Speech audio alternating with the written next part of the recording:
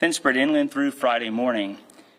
Wind gusts could reach 60 to 70 miles per hour along the coast and inland areas east of the forecast track, with many other areas in the central and eastern portion of the state possibly seeing gusts of 45 to 60 miles per hour at times. There is a risk right along portions of the central and northern South Carolina coast of hurricane force winds. These winds will result in downed trees and power lines, with some minor structural damage possible to things like roof, shingles, and vinyl siding, especially near the coast. It's important that people prepare for possible power outages as well. Perhaps most concerning is the increased threat of storm surge flooding. Storm surge warnings are now in effect for the entire South Carolina coast. Potential storm surge inundation is now forecast to be as high as 4 to 6 feet along the southern coast, 4 to 7 feet along parts of the Charleston County coast, and 3 to 5 feet in Georgetown and Horry counties. Should point out that if the forecast track shifts, that would change those values, with areas south of a potential landfall experiencing less in the way of storm surge flooding. However, given those values, flooding won't just occur along the ocean front, but also along waterways, bays, and tidal creeks, and some roadways may become temporarily impassable. If you are in or around the tidal region, you should follow the advice of local officials and consider finding nearby higher ground. As for rainfall, torrential rainfall occurring within a short period of time could certainly result in flash flooding. Everyone's reminded that if you encounter a flooded roadway, to turn around, don't drown. Conditions should improve across the state late Friday night into Saturday as the weekends and lifts to the north. All of the local National Weather Service offices located in Charleston, Columbia, Greenville, Spartanburg, and Wilmington, North Carolina that serve the state are routinely briefing state, county, and local officials and decision makers, so be sure to follow their guidance. It's also important to assess your risk for any of these potential hazards and take the necessary precautions now to protect yourself and your property. Thank you. Thank you, John. Just to remind everyone, under my executive order, I have not ordered any closings, have not ordered any evacuations, nor lane reversals or state government closings. Now, your local governments may have advice, of course. They may close some county offices, but that will be, those decisions are left, of course, to the local level. And listening to the National Weather Service and Mr. Quirello, you know, there's some differences. Technically, a hurricane is a wind. A storm is not a hurricane until it's 74 miles an hour of sustained winds. And it's not a tropical storm until it's 40 or above.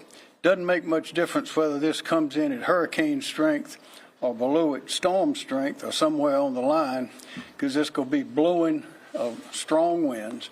It's going to be all over the state at different levels, as you can see if you go and look at those maps. But we know we're going to have a lot of water. We're going to have, this is going to come in, we're having this, Ian is going to arrive in strength about 8 o'clock tomorrow morning, and it'll be here until about 8 o'clock tomorrow night at top strength. So high tide in Charleston is at noon tomorrow.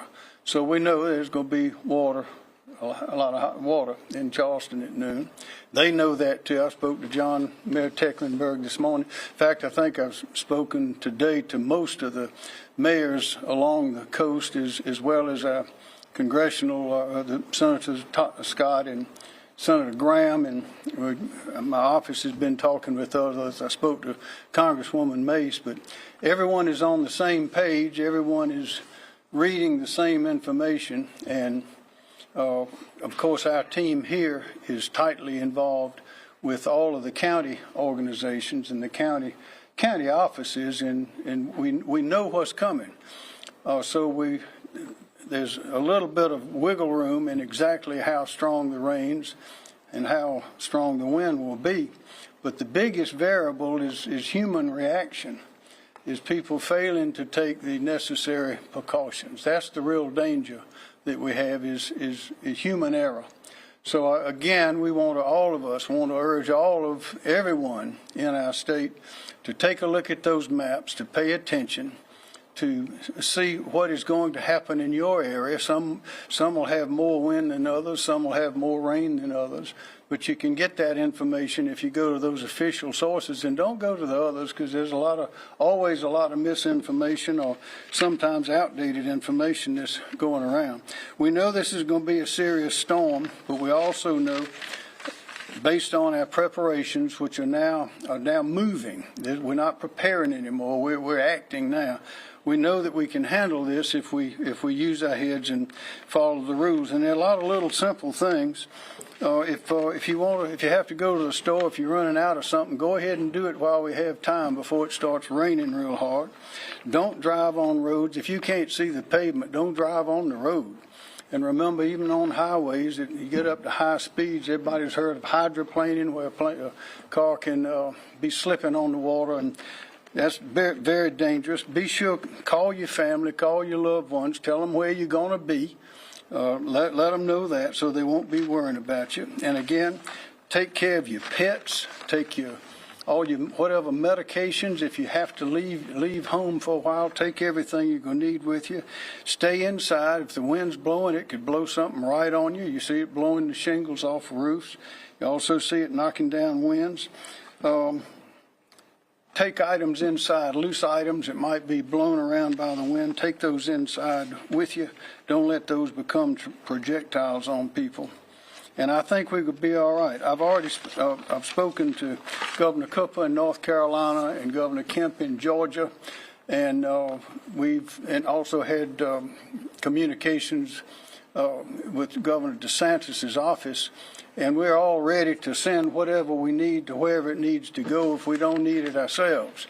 So this is really a remarkable full team effort. Everybody's involved. And of course, you are highly familiar with those of us who've been having these sessions with you day in and day out, and we'll continue to do that. But so again, we're prepared, but people, be careful. Be careful, be smart. Don't be a statistic, and we'll do just fine. Mr. Stinson. Kim Stinson, Director, South Carolina Emergency Management Division. The State Operations Center, where we're at right now, is currently staffed, and we'll move to a 24-hour operation tomorrow. Our priorities include support to counties and contingency planning for possible transportation, sheltering, supply, and equipment missions, as well as an active public information operation to keep citizens informed. We continue to have daily conference calls with county emergency managers to share information and identify any unmet needs. We currently have a few requests for sandbags and high water vehicles, which are being filled, and then currently we have not received any reports of significant damage. Very much in line with what the governor's just said, we would ask everybody in finalizing their storm preparations, keep in mind several points. Residents in low-lying areas prone to flooding, particularly along the coast, should have a plan to move to higher ground if their homes become unsafe. And local agencies are opening emergency shelters based on the need and the storm conditions. And the shelter locations, when open, will be posted on our website at scemd.org and on our mobile app, the South Carolina Emergency Manager. Certainly be aware of flash flooding. If there's a possibility of a flash flood, move to higher ground. Don't wait to be told to do that. Take action. And certainly if time allows, prepare your home for a flood by moving essential items to an upper floor. Bring in outdoor furniture, disconnect electrical appliances, and be prepared to turn off gas, electricity, and water. And then certainly don't walk through moving water. 6 inches of moving water can make you fall, and certainly could cause some serious problems, especially if it's moving water. Certainly, and the governor's already talked about this, do not drive into flooded areas. If floodwaters surround your car, you should abandon the car and move to higher ground if you can do that safely. You and your vehicle can easily be swept away. Certainly have ways to get emergency information and make that available. Examples include the NOAA weather radio, code red, notifications, wireless emergency alerts that you can get over your mobile phone. and mobile devices. Make sure your devices have backup batteries and extra chargers. If there's a high wind or tornado warning is issued for your area, get indoors to a pre-designated location, such as a basement, storm cellar, or the lowest building level. And if there's no basement, go to the center of an interior room on the lowest level, away from corners, windows, doors, and outside walls. In a vehicle or mobile home, get out immediately and go to a more secure structure. If there's no shelter or structure nearby, lie flat in the nearest ditch and cover your head, and do not attempt to drive a tornado. Also, as the governor mentioned, follow trusted, verified sources for the latest news, and be prepared to follow the instructions of state and local public safety officials. And then finally, another reminder that this is not just a coastal event, and we expect this storm to impact all of South Carolina over the next several days. Thank you, sir. Yes, sir. And an expression we've used lately is run from the water and hide from the wind, because this wind will really be blowing and can blow things on you. And so we must be careful. And Mr. Stinson reminded me of that water. If you're in a vehicle that has electric windows, they will not open if you get under the water. So you don't want to be underwater. You don't want to slide off a road into a ditch full of water, because you might not be able to get the doors open, and the windows, the electrical windows, all those circuits will not work.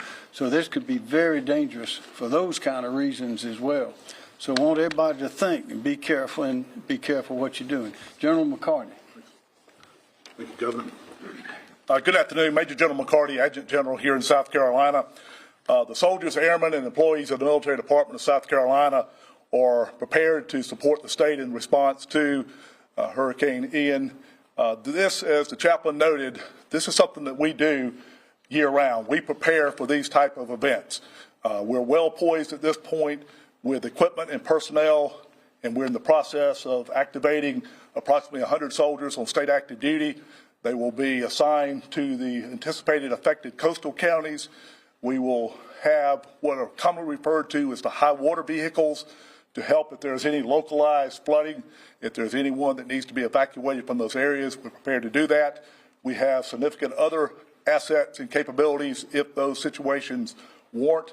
And as always, if we need additional assets, we can EMAC through the Emergency Management Compact from other states, and we always have access to Title X assets if they're needed here in the state. We're not anticipating that at this time, but we are prepared for whatever situation may come. Thank you. Thank you, General. Nandy Edwards. Thank you, Governor. As an update to my report yesterday, Duke, Dominion, and Santee Cooper have suspended disconnect.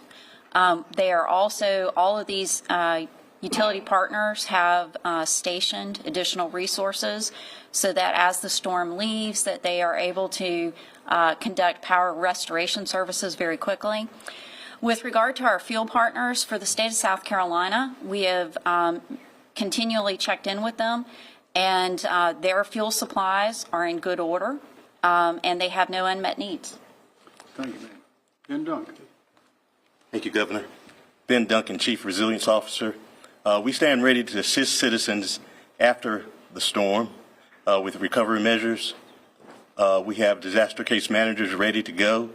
We have over 50 disaster case managers ready to help citizens with their unmet needs, whether it's food, water, clothing, or other measures that they need. We stand ready to assist them at any time. Thank you. Thank you. Secretary Hall. Thank you. Thank you, Governor. I'm Christy Hall, the Secretary of Transportation for the state of South Carolina. As the Governor mentioned, we completed all of our preliminary work today, including repositioning more than 100 employees down to the coastal areas to supplement the forces that we already have there in those areas to respond to the aftermath of the storm. That includes, as I mentioned, 100 additional folks from the upstate that we've moved down to help with road clearance operations as well as signal restoration work, which is something new that we did this year, which was to bring signal supplies with us into those areas to make sure that we're able to rapidly restore service into the area. And we will also team up with the utility crews that Director Edwards mentioned with regards to reentry and clearing of downed trees.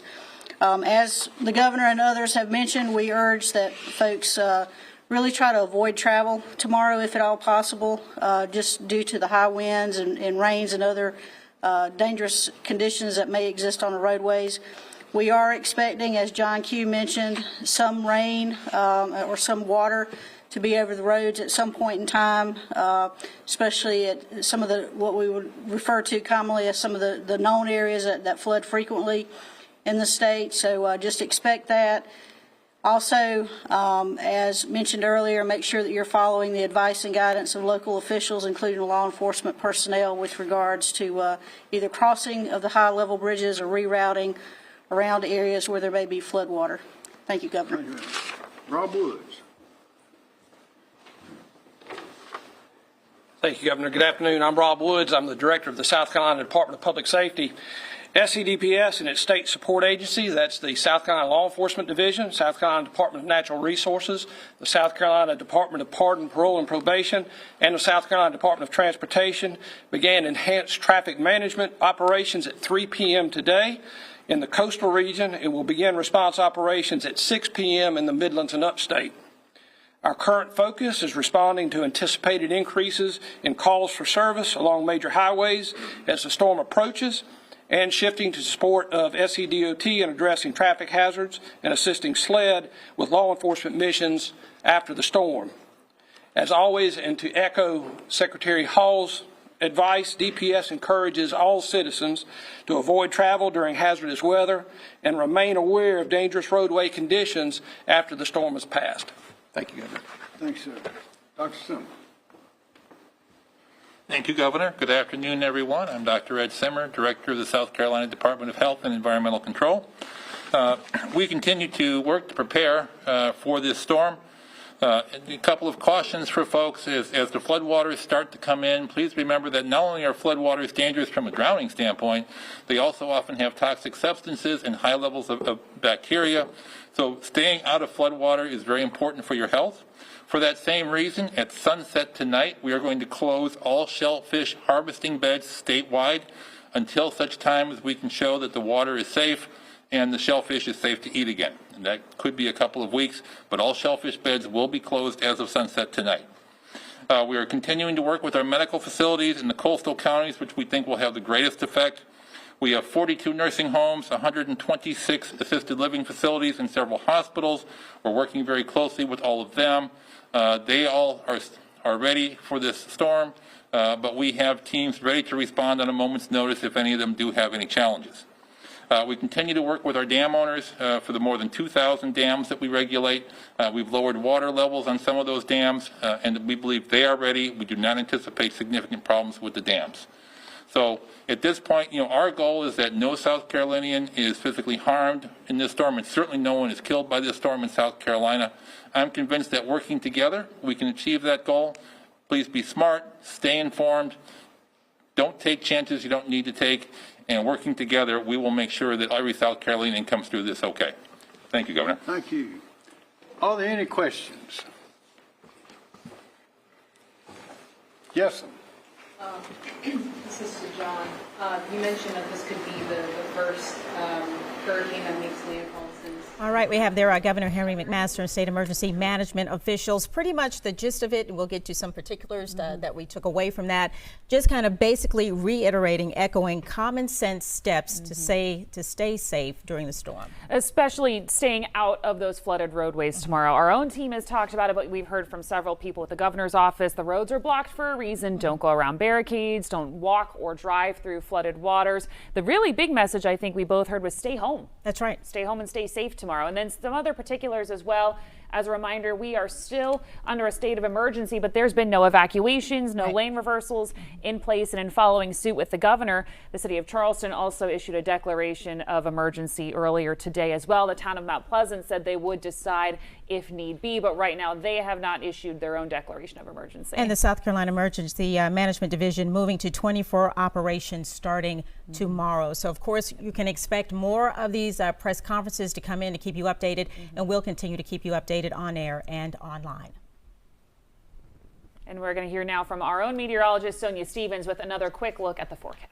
Yeah, I'll kind of pick up where I left off. So Ian, again, has moved out into the Atlantic off the east coast of Florida. That happened earlier this morning, and now it's continuing to move off toward the north and northeast, expected to gain a little bit of strength as it moves forward. But keep in mind that water's not as warm as it even was about a week ago. That water temperature down to the middle 70s. So again, not a long period of time for it to get much stronger. So we are forecasting this to be a weak hurricane as it makes landfall in the low country somewhere tomorrow, at least somewhere in the low country. Rain already starting to inch toward the coast, especially northern Charleston into Georgetown County, maybe a few sprinkles there. But for most of us, it's still going to be a couple hours before that rain really starts to move in, and it's going to start first along the coast and push inland. Here's a look at futurecast. So as we head through the next several hours, that rain starting to push inland. Now, this is going to be light rain. The heavy rain still out in the Atlantic.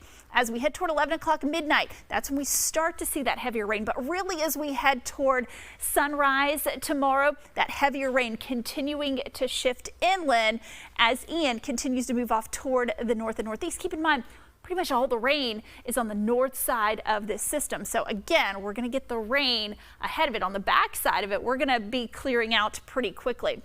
So 8 a.m. really kind of getting the heaviest of the rain. I think that will continue through lunchtime.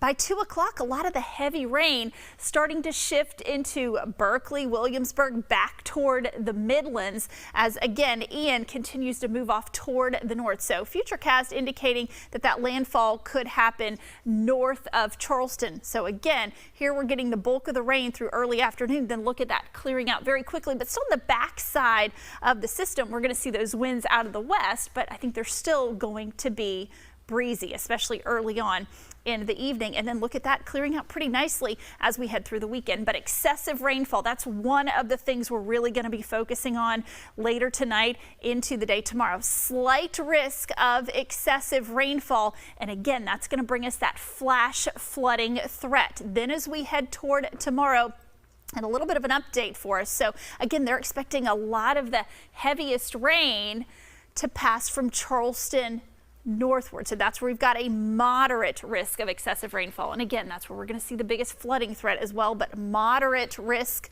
as you head south of Charleston, and then just a marginal risk as you head basically from Savannah south and west. So how much rainfall are we talking? You can see a little bit of a gradient here, but certainly the heaviest of the rain looking to be from Charleston northward. But I think for the area, we're looking at roughly 3 to 6 inches, locally higher amounts certainly possible. But I think certainly, again, going to see some of the heavier rainfalls from Charleston northward. And again, it all depends on the exact track. So that's what we're going to continue to monitor.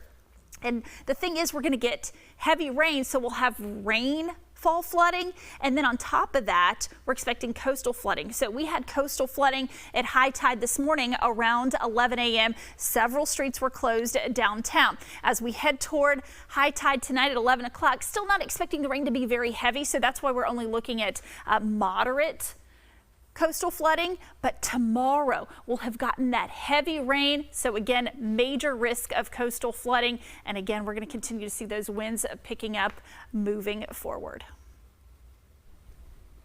All right, thanks, Sonia. And if you want to download the ABC News 4 app, now would be the time to do so. Turn those alerts on, Tessa. All right, well, taking a live look of, we'll be right back.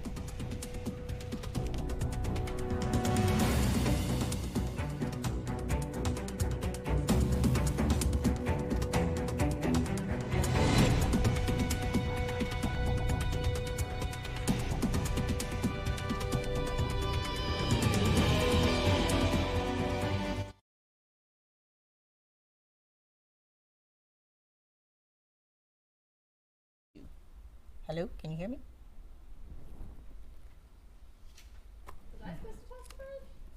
I don't know. I have no idea.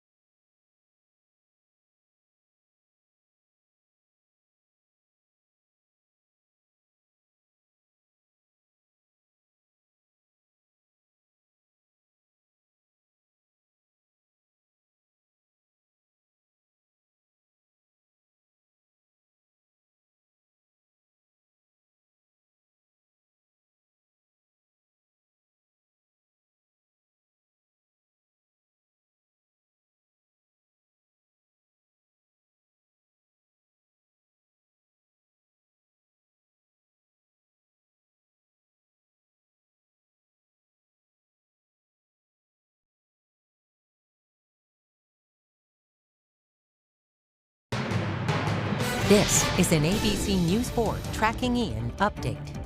And we are taking a live look at Edisto right now, and the waves starting to pick up there as conditions continue to worsen going into the evening. ABC News 4's Scott Eisberg is live for us tonight on Edisto. Scott, what are you seeing out there?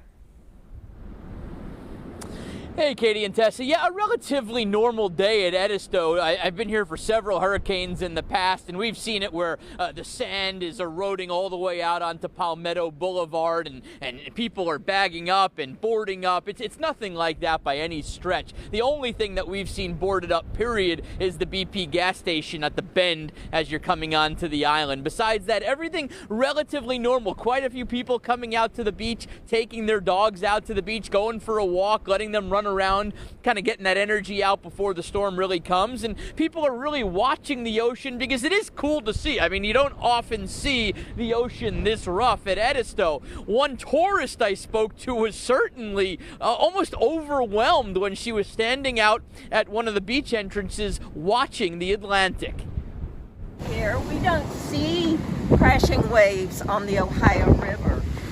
So this is really, really amazing and exciting, but we want everybody to be safe. So we want to get over the bridge before the wind picks up. What is your game plan? Are you going to head into Charleston, or what's kind of the game plan? My plan is just to stay ahead of the northern path of the storm. As long as I can stay a few miles ahead of the storm, I'll be happy. What do you think about seeing the ocean like this? I mean, it is really almost up to the boardwalk here. What do you think about it? Power.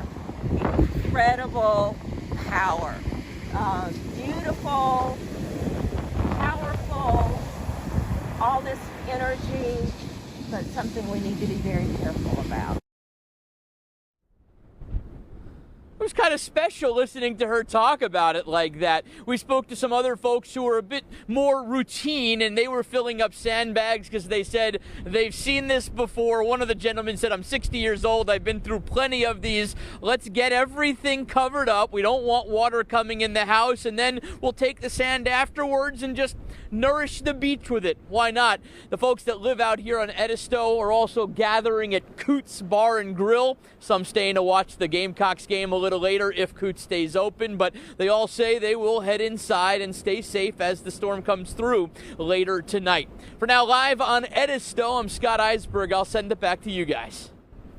All right, Scotty, thank you. Well, ABC News 4's Kennedy Buck is live out on Folly Beach. And Kennedy, what are you seeing out there? You're actually at Isle of Palms. Isle of Palms? Excuse me. Okay. Yeah. So what's happening on Isle of Palms right now? Hey, Katie and Tessa. So the winds are picking up, and the ocean was actually, the waves were higher than normal, but one man actually came out because of the wind to fly the kite, and there were still some surfers in the water. Now here at ILP, locals are used to this weather, surfing, flying kites, and getting some exercises, all a part of a regular day, even with a hurricane warning. But some told me they wanted to get in some last-minute beach time before tomorrow when the downpouring and flooding begins. Yeah, I just thought it'd be fun to see what it was like. And what's it like? It's powerful. It doesn't stop you? I can't do as much with it because of how strong it is, but I'd never tried to fly it in a wind like this, so I just wanted to see what it would do. Now, despite people coming out to the beach, city officials are still advising residents to stay safe and be cautious as they prepare for the tropical storm Ian and its effects. Working for you at IOP, Kennedy Buck, ABC News 4. All right, and here's a live look again at our Edisto camera. The waves are actually looking like they got worse almost, Tessa. Pretty much. It looks like, the tide's coming in a little bit closer there onto the sand. So Ian is coming. He is ready. And here in the Low Country, we are certainly ready for Ian, though. And for the latest on Ian, let's send it over to meteorologist Sonia Stevens.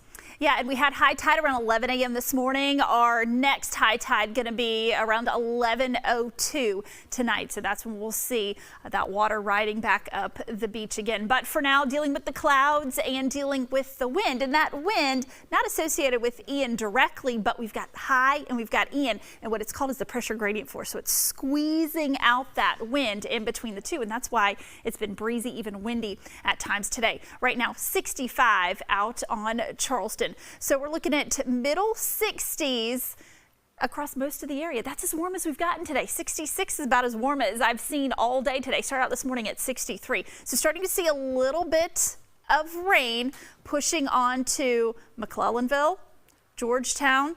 And again, this is going to be very, very light rain. The heaviest of the rain still a little ways off the coast, but it's going to continue to head in our direction as Ian continues to push off in the north to the north and northeast. So we're dealing with the clouds. Most of us not dealing with the rain quite yet. There you can see Ian. It will continue to strengthen likely a little bit as it pushes off toward the north. So we are seeing some more convection there, some heavier rain, some lightning strikes there. But let's talk about the wind threat. And this has gone up dramatically since yesterday. So we knew that there was a pretty good chance we were going to see tropical storm force winds. Now look at that. That purple indicating 100% chance that we're going to see tropical storm force wind gusts. As far as the hurricane force winds, yeah, this percentage up a little bit because we are expecting Ian to re-strengthen to a hurricane. Not what it was when it made landfall in Florida, but just a weak Category 1 hurricane. So practically barely a hurricane. So again, we're talking splitting hairs. Impacts are going to be the same. But the percentage of us seeing hurricane force winds, you can see they're a little bit higher along the coast. And even there, they're about 10-20% at best. Here's what we're looking at tonight. Rainy and windy, localized flooding because the rain will start to pick up. We've got that high tide at 11:02 this evening. Lows between 62 and 69. And then for tomorrow, torrential downpours. So conditions will continue to go downhill as we head through the day tomorrow. That's why we've designated it as a storm tracker day. It's going to be windy with flash flooding, 68 to 70 for highs. So tomorrow, a storm tracker day because of the rain, because of the flooding, because of those tropical storm force winds, possibly some hurricane force wind gusts right along the coast. Can't completely rule out an isolated tornado. That threat's going to be low. Also the storm surge threat. That's going to be very low. And all that depends on, the exact track of the storm. But again, we've got a really good idea. And we've had a really good idea for the past several days of what those impacts will be. And then on the backside, look at that, some drier air works in Friday night. By Saturday, we'll top out in the lower 80s. Slight chance of a shower. We'll carry that small rain chance on Sunday. We'll have a front that's going to slide through, so that's going to cool us down a little bit early next week, bring us a small chance for rain. But again, clearly we're going to feel the biggest impact starting around midnight tonight and continuing through midnight Saturday. We're back after this.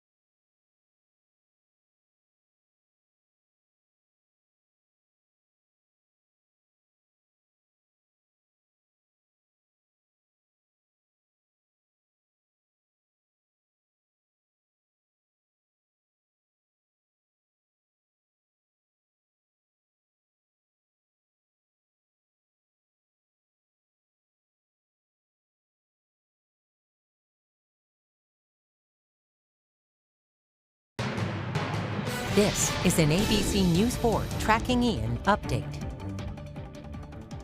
Charleston Mayor John Tecklenburg ordered a declaration of emergency for the city during a press conference today, but he did not order any evacuations. He did say those whose homes tend to flood should relocate to somewhere safer inland. We also learned from emergency management that starting tomorrow morning, it's all hands on deck. At about 0800, 8 o'clock in the morning, then we're going to go to operating condition 1. And what that means is we will be in full response mode. That's when all of our emergency services are geared towards the storm. So that's when we take this on in full. Mayor Tecklenburg also said the fire department has increased its staff and police officers are working 12-hour shifts. He also urges residents to stay home and stay safe. And in preparation for Ian, several businesses in downtown Charleston decided to board up their windows, and that included the county courthouse on Meeting Street. Unlike businesses on IOP, taking a look now at video sent in from our meteorologist Chris Nessman. As of lunchtime today, businesses along Ocean Boulevard were still open and had not boarded up. Well, Mount Pleasant Mayor Will Haney, meanwhile, urging caution and patience for the next 48 hours. He spoke to the public about 2 hours ago. The mayor says he and the town's first responders are ready for what Ian brings.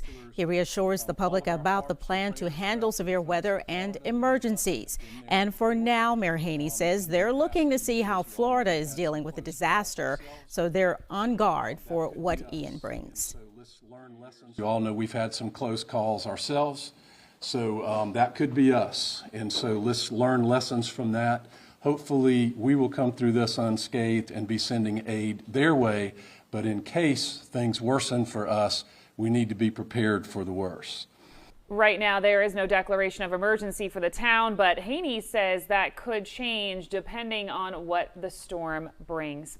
Vice President Kamala Harris emphasizing the Biden administration's commitment to providing federal support to those affected by now Tropical Storm Ian. It was one of the strongest to ever hit the United States. 2 million people lost power, and there is significant flooding to southwest Florida. The roof of a hospital's intensive care unit was also badly damaged. The vice president currently on a planned trip abroad to South Korea, and she expressed her concern for those in Florida and Puerto Rico. There's no question the images we are getting back are devastating in terms of the damage and the impact. The president and our administration are fully committed to offering and supplying federal support to the state officials and doing everything we can to help them both in terms of recovery, but also whatever is necessary to ensure that folks are safe and out of harm's way. Well, for the latest updates on the path of Tropical Storm Ian, make sure to download the ABC News 4 weather app. We'll be updating you with the latest information to keep you safe. And stay with us. We'll be right back with you after this break.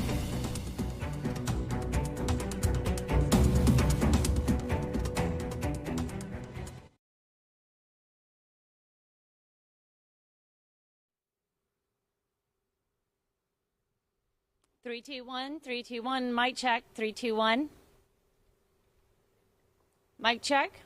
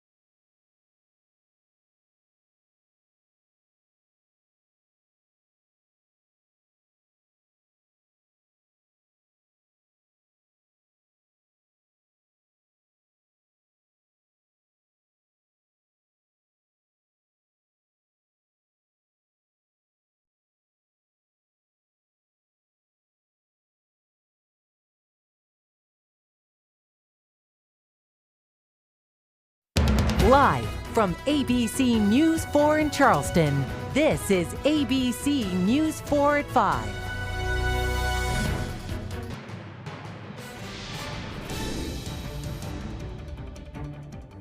Under my executive order, I have not ordered any closings, have not ordered any evacuations, nor lane reversals or state government closings. All eyes are on Hurricane Ian as it makes its way to the Carolina coast. And right now we are under a hurricane warning. We have team coverage all across the low country, along the coast, into downtown, as people prepare for the next 24 hours. And tracking all of the updates to keep you safe ahead of Ian is our certified most accurate Storm Tracker Meteorologist Dave Williams. Dave, you were just making some last-minute updates, so what is the latest on the forecast? Katie, we've got a hurricane. And it was a strong tropical storm. Now it's a weak hurricane. The impacts remain completely unchanged for what we're going to see here. In fact, the trend on this storm, the track, is pushing farther to the north. So our impacts may even be less if this becomes, well, it is a hurricane, but depending on where it tracks, our impacts here in the low country could be even less. What we've got, torrential downpours. It's large enough that even outside of the forecast cone, we're going to feel all of these impacts. The torrential downpours all through the low country. Tropical storm force winds with higher gusts up around hurricane strength throughout the low country. Flash flooding, especially close to the coast and downtown Charleston. And if you get stuck under some of those bands, then we will be looking at the possibility of flash flooding. Coastal impacts, coastal flooding with the high tide cycle, and also looking at beach erosion from the large waves. Traffic light lit yellow. And that's because I expect power outages with tree branches blown into power lines, and also the flash flooding impact, which is our biggest threat moving forward.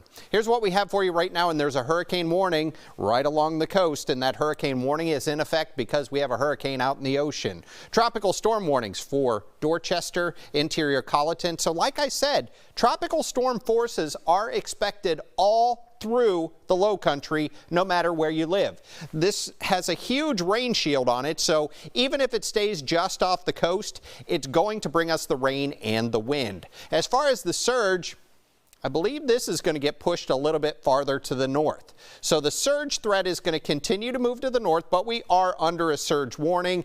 This is mainly caused by the pressure gradient force that we saw piling up the water close to the coast the last couple of days, and that's going to be transported inland with the high tide cycle. We already saw it with our high tide this morning. We'll see it with our high tide tonight, and especially that high tide tomorrow morning. That's when I think the worst of the weather will be here. Starting to see things head downhill. A couple light showers working on shore into northern Charleston County, up into Georgetown County, and this is just going to continue to spread in off the Atlantic Ocean. First starting as light rainfall, then moderate, then heavy, and that's what we'll see through the overnight hours and especially through tomorrow morning. See what I'm talking about? It's huge. So this storm, that rain shield there, is not going away. Even if it stays offshore, so there's the center of the storm, even if it stays offshore, everything on the west side of this storm is going to be dragged over top of the low country. That's why we're getting at least tropical storm force winds, and that's why we're getting the heavy rainfall. The difference between a strong tropical storm and a weak hurricane, 1 mile an hour. So that's not making a difference. What we're going to see are those impacts that we've been highlighting all week long. A look at what we have with our Category 1 Hurricane Ian. 75-mile-an-hour winds moving off to the north-northeast at 10. As we wind forward in time, there you go, right along the Charleston coast. But notice who's not in the cone. Colleton County, Beaufort County. This is the trend. The cone is moving farther to the north. We're going to feel the impacts no matter what, even if you're outside of the cone. But as far as the worst of the impacts, those are expected on the northern side of the cone. And that's not where we're going to be. So that's going to get pushed a little farther to the north. Winds up around 80, possibly tomorrow afternoon as that storm comes on shore. And then it weakens very quickly as it pushes inland. So we're going to get through this. It's not going to be a disaster, but we are going to see that heavy rainfall with some flooding, especially from about 10 o'clock tomorrow morning to 2 o'clock in the afternoon when this storm is closest to us and dropping the heavy rain, and that's when we're going to see high tide as well. So that's when we're going to see the heaviest of the rain. Rain really picking up into the overnight hours tonight, 7 p.m. rain in 64, 9 o'clock 62 with rain, and we'll just kind of hold steady overnight tonight. Winds picking up as well. So we've got lots more to talk about with Ian, and we'll take a look at the rest of the forecast, which does look better very quickly. That's all coming up here in just a few minutes.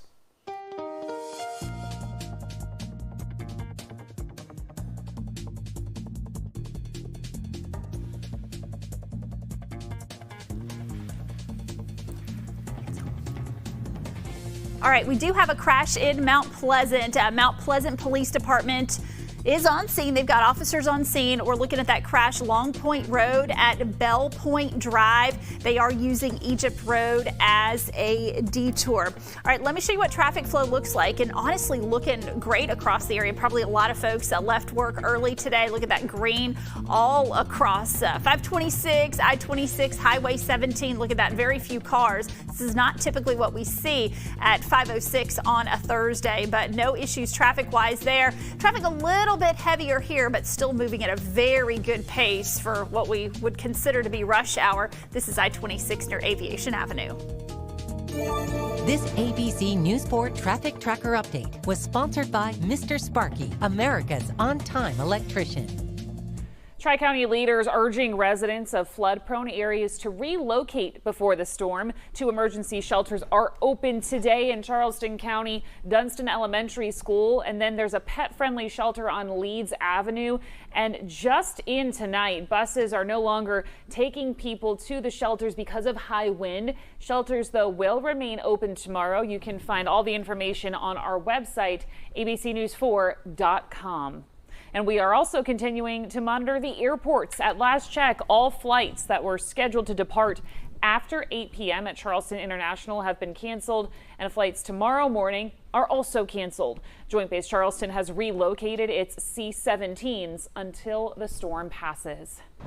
The city of Charleston is preparing for the impacts of Ian. Buildings downtown were seen boarded up, preparing for that wind. Our Ian Emerson is live downtown right now with Charleston's Emergency Management Director, Ben Almquist. Ann? That's right. I'm here with Ben Almquist, the Emergency Management Director for the City of Charleston. We're here at the Emergency Operations Center. Thank you for joining us. Can you tell us the latest on what's happening in the city right now to prepare for Hurricane Ian? Yeah, so right now we are finalizing our preparations for tomorrow, making sure that we've got all of our resources in place, making sure that we've coordinated with all of our partners, state and regional, just to ensure that we have everything we possibly need to keep the people of Charleston safe. That's right. And as far as some of the procedures that are going into place right now, we just heard that the buses have stopped running to the shelters for Charleston County. I mean, as far as the patrols that are going on the streets, can you tell me a little bit about how you're keeping everyone safe as we sort of prepare? Yeah, well, police department has pre-identified locations where their officers could take shelter if they need to, but we do want to make sure that we continue that commitment to public safety as long as it's safe to do so. And as far as the flooding that we're dealing with, what is the mindset right now with the city? How are you feeling about sort of the precautions that are in place right now as you prep?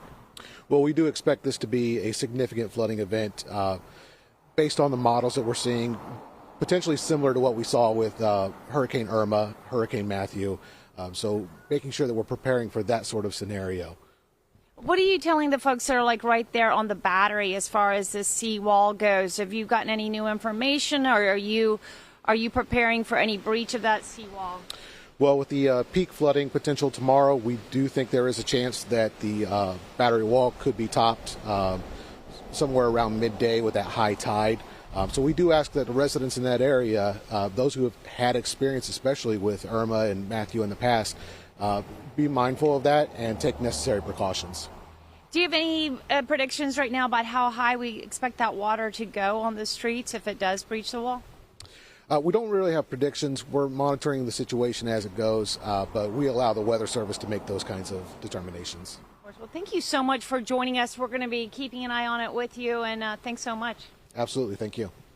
So we're just now hearing about what's going on as far as the tides go. We're certainly going to be watching that, especially with that seawall here in Charleston, as how that's going to affect the flooding on the streets. And we will keep you updated as the city of Charleston monitors that very closely. Reporting live tonight from downtown Charleston, I'm Ann Emerson. Back to you in the studio. We're moving to our highest state of readiness, which is OPCON 1, and we're doing that immediately. Mount Pleasant Mayor Will Haney addressing the town this afternoon ahead of Ian. He said first responders will be ready to respond, and they're staged at 3 schools if needed for easier distribution throughout the town. There will not be shelters, however, in the town of Mount Pleasant. He also urged people to stay off the roads if they can, with high tides and flooding, of course, as the biggest concern. And as a reminder, all low country school districts will be closed tomorrow. Every county will be virtual. Some counties, in fact, were virtual today. That included CCSD, DD2, DD4, and Colleton. BCSD had a half day today. Georgetown was normal today. But again, every school district in the Low County will have an e-learning day tomorrow.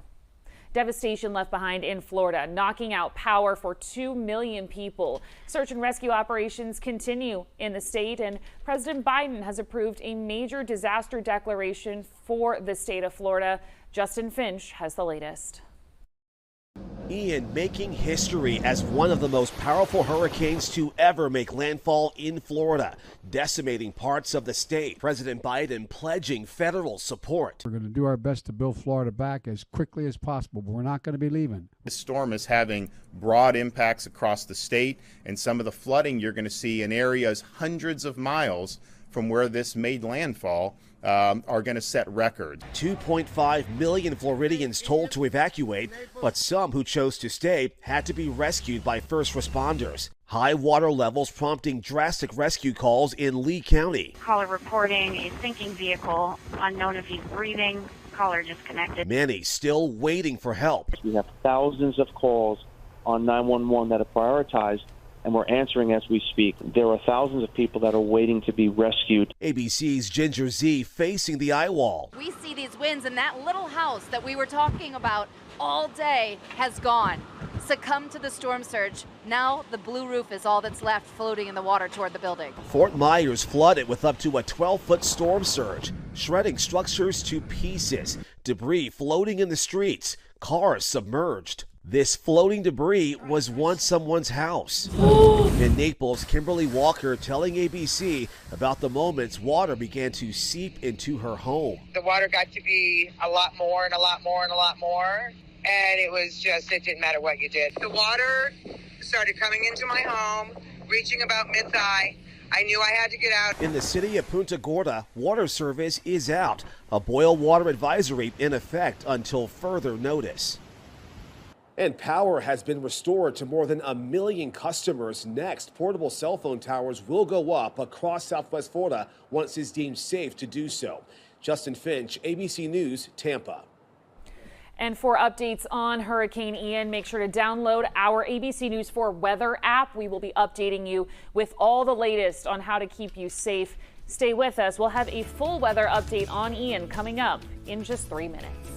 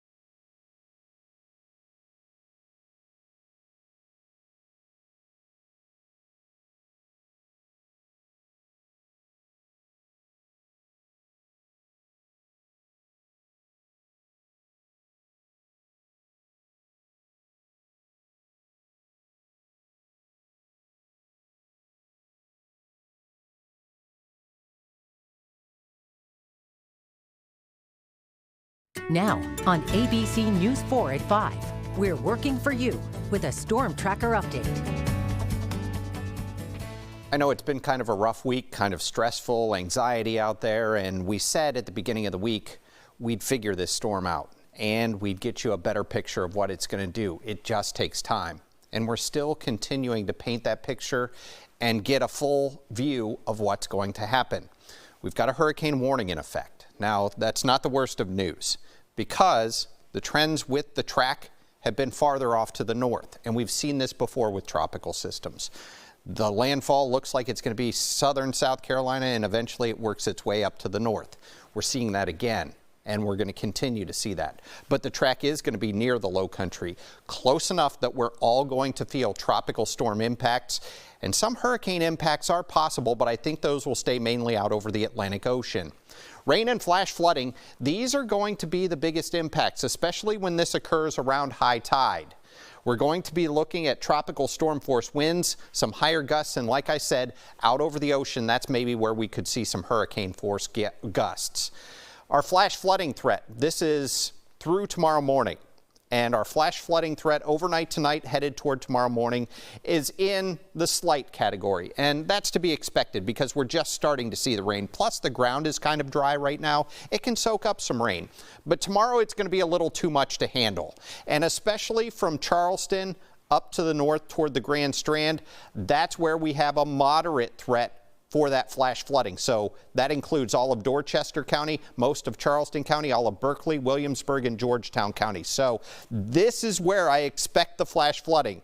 That includes downtown Charleston, and that's the most vulnerable spot in the low country as far as people living there, infrastructure being impacted.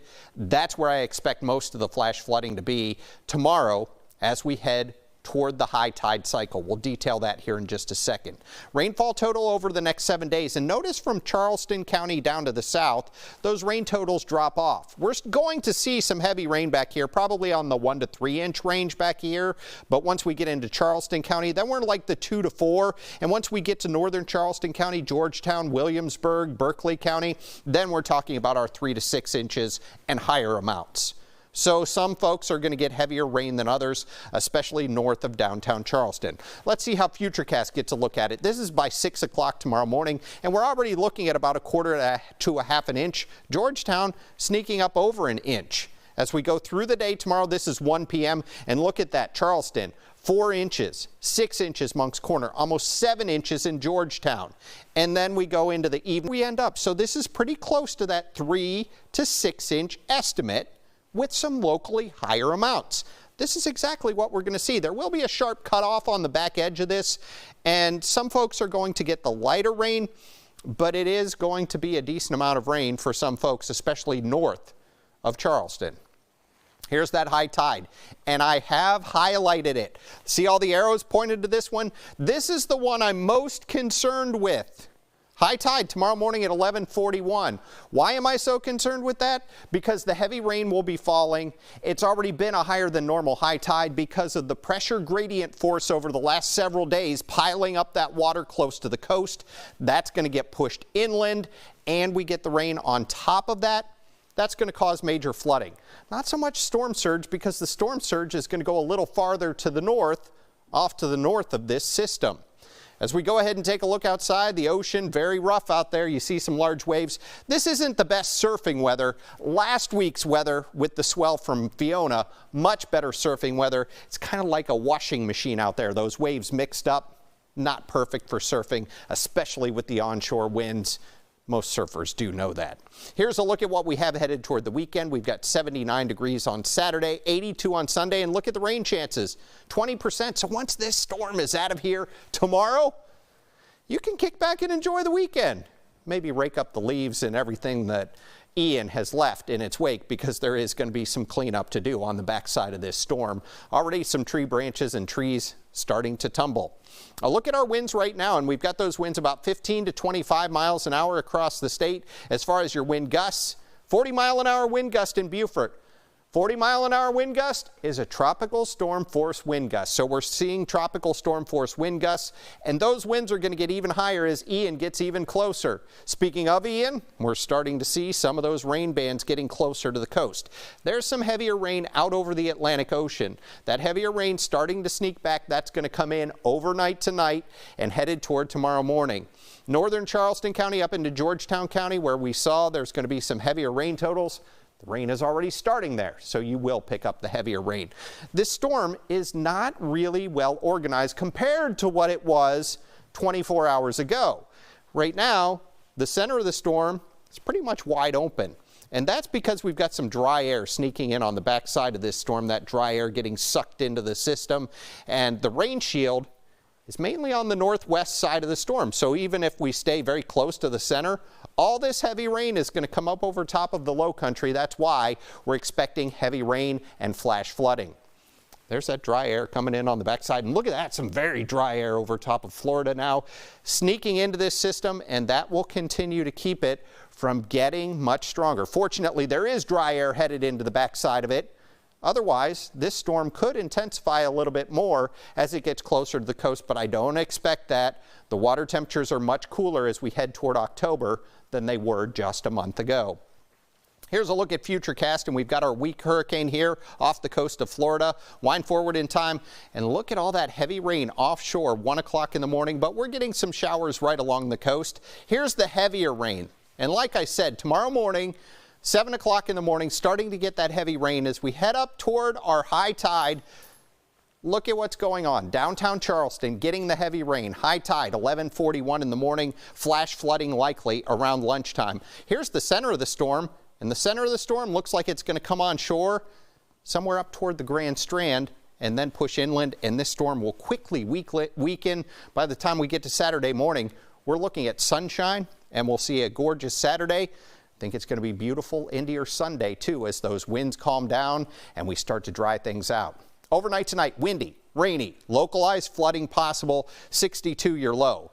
But it's tomorrow that we really see the worst of the weather through the morning headed toward the early afternoon. Torrential downpours. It's going to be windy with flash flooding. Winds from the north becoming westerly around 45 to 55 miles an hour and higher gusts. So watch out. And if you do get a flash flood warning, be ready to head to higher ground very quickly. Tomorrow is our Storm Tracker Day. It has been all week. As we go into the weekend, things look much nicer. And then headed toward next week, looks pretty quiet. Looks like some good fall weather to sit back and enjoy. Coming up, a devastating fire in Somerville where 2 people were found dead. Tonight, we have new information from the scene.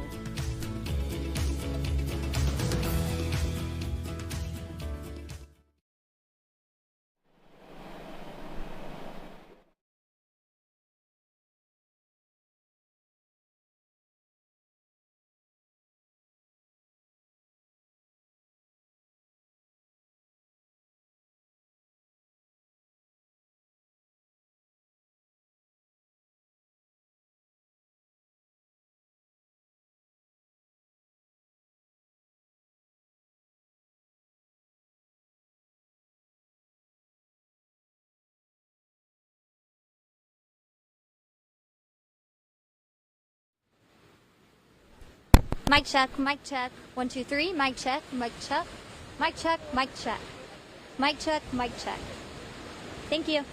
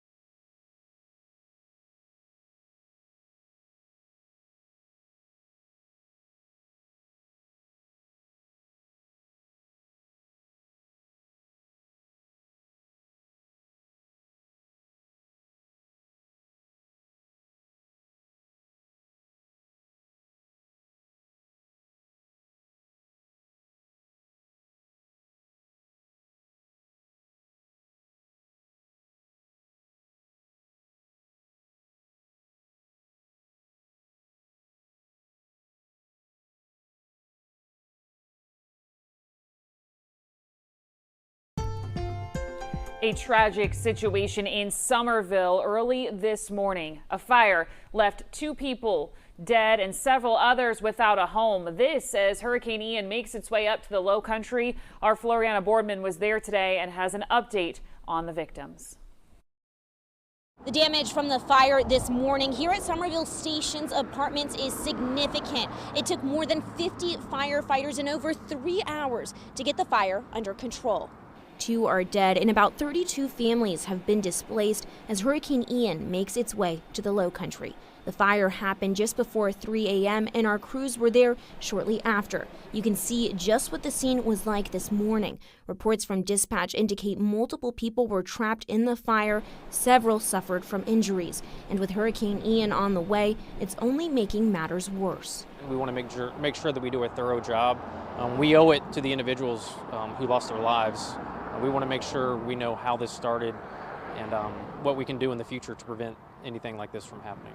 4 officers were taken to the hospital this morning and are okay. It's also believed the wind this morning may have made matters worse in the spread of the fire. An arson investigator, crime scene unit, and detectives are investigating the cause of the fire. The Red Cross is providing food, shelter, and blankets to those who have been displaced. Reporting in Somerville, I'm Floriana Boardman. Still to come, you never know what the waves will wash up. Coming up, we'll tell you what treasure seekers were looking for this afternoon.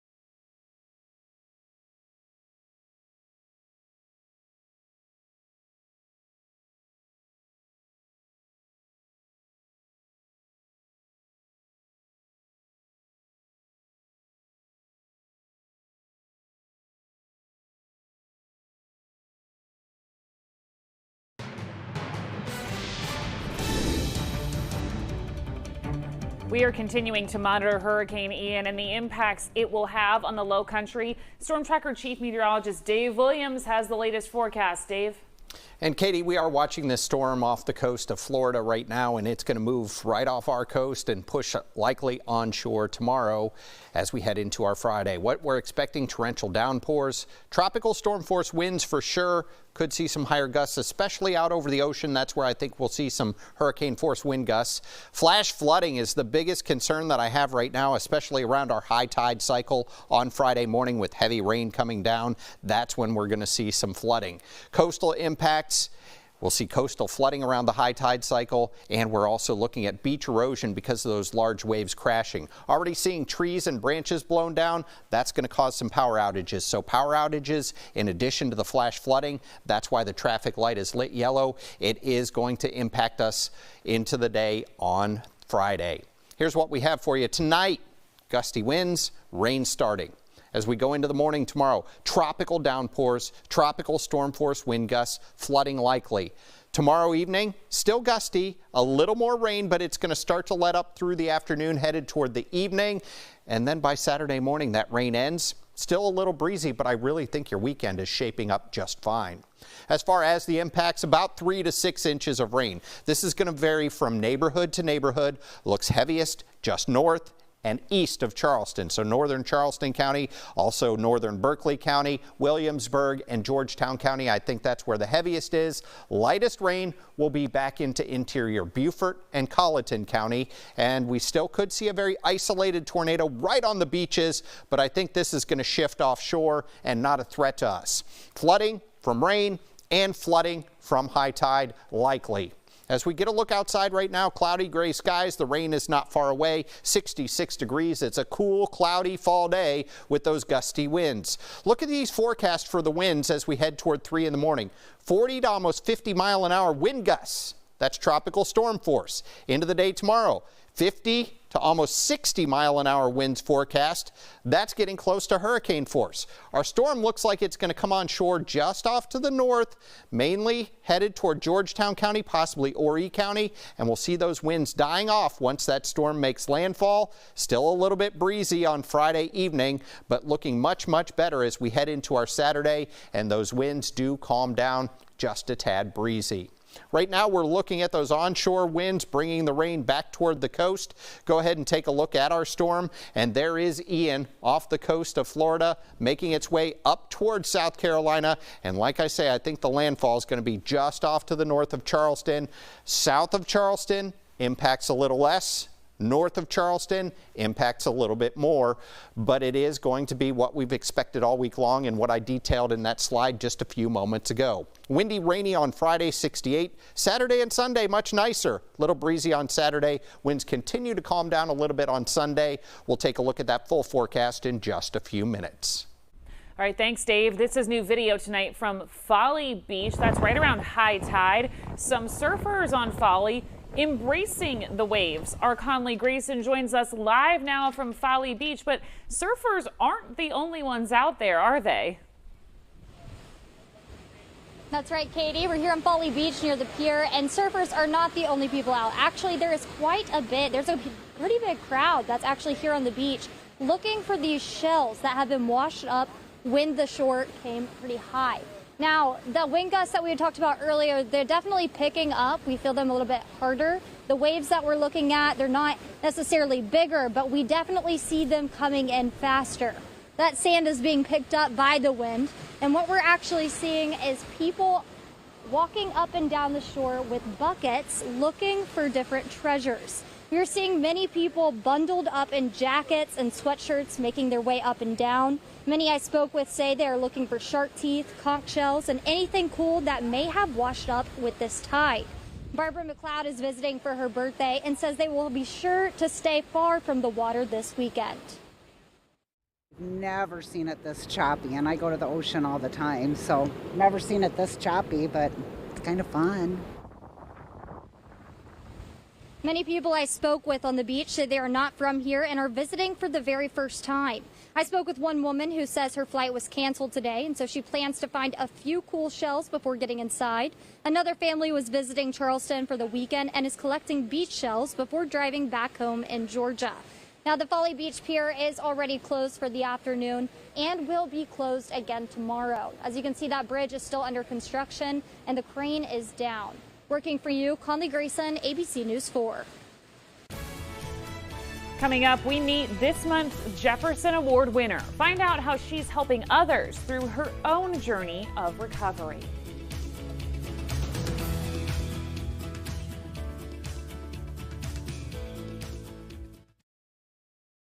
I never see the back of my head. I know. I'm like the top.